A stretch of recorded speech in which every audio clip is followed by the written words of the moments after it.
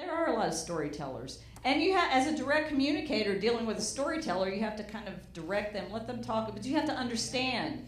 Oh, what was it?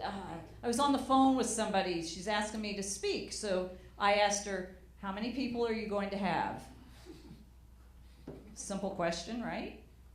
I just want to know how many people to prepare for. Well, let's see. Normally we get 45, but I think we're going to have 60 this time because we're putting it out to a lot of other people. And so I think we'll have 60, and it's in a really nice venue. And she goes on and on and on about the event. I'm like, okay, so you're going to have 45 or 60. Well, I think we're going to have 45, but, I think we may be able to get 60. And I think we're going to work to get 60 because we're going to reach out to these other places. And okay, that's great. How long do I have to speak? Well, there's lunch is from blank to blank, and then we're going to do blank, and we're going to do da-da-da. Like, I just want to know how long I have to speak.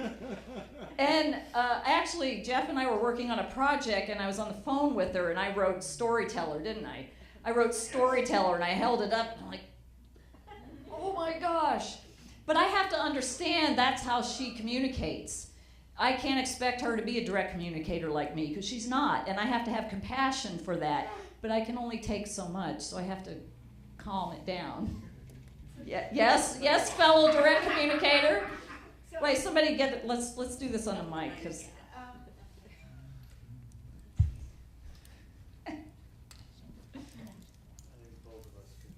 My favorite thing, a mic. Just something that I found a little bit more useful, because I've been banging my head against the wall here in California again and again and again. That had other perks, though. But just to establish that in advance and say, I come from a culture that speaks very directly, so I don't mean to offend you, and I don't mean to cut you off, but I ask direct questions, and I would like to get direct answers, and that actually works for a lot of people. And most of the time, I can actually hear the sigh of relief on the other side. They don't have to tell the story. They can really just answer. Yeah, a lot of times we're doing it for uncomfortability. Yeah. Right, yeah, they may do it out of uncomfortability. So that's a good idea. I'm gonna see. I say I learn stuff from people. And just a case in point, it works. Right. 'Cause she worked on me, and I was a big time storyteller for many years, and now I'm much more direct with my communication because she trained me. And I think it's cultural training that needs to happen to be more direct. I think our businesses would be a lot more beneficial and productive if we had more of that training of direct communication. Awesome.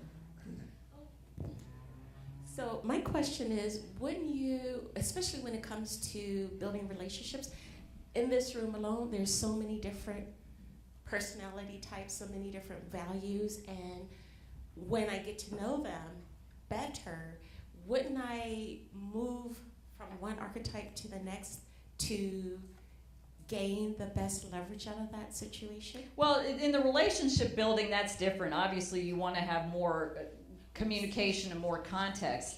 And so I'm a direct communicator. Can I tell stories? Yes, I can tell stories.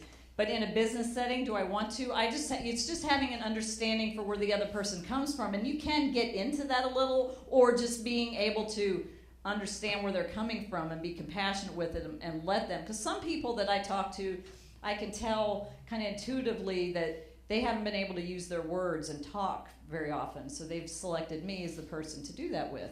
Thank you very much. And that thought will come to my head. This person isn't able to use their words very often. Let them use some of their words. Okay. So it's just me being able to have compassion towards other archetypes. So does that answer your question? So for instance, we have the hinter. The what? Hinter. The hinter will not tell a story. They will not be direct. They won't ask a question. They will hint at it. Man, I'm thirsty.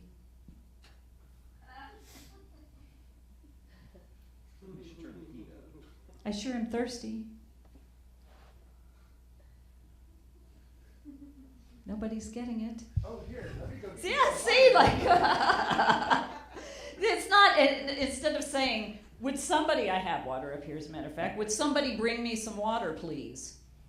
The hinter won't come right out and ask because they don't want to ask because maybe they fear of being turned down, but if they think they're going to hint around to it and somebody's going to go ahead and react, and in a sense it's a little bit manipulative, But it can be. Pardon? Well, it depends. It depends. It's classifiable as passive aggressive? It depends. It could be, but somebody could just. Repeat the question.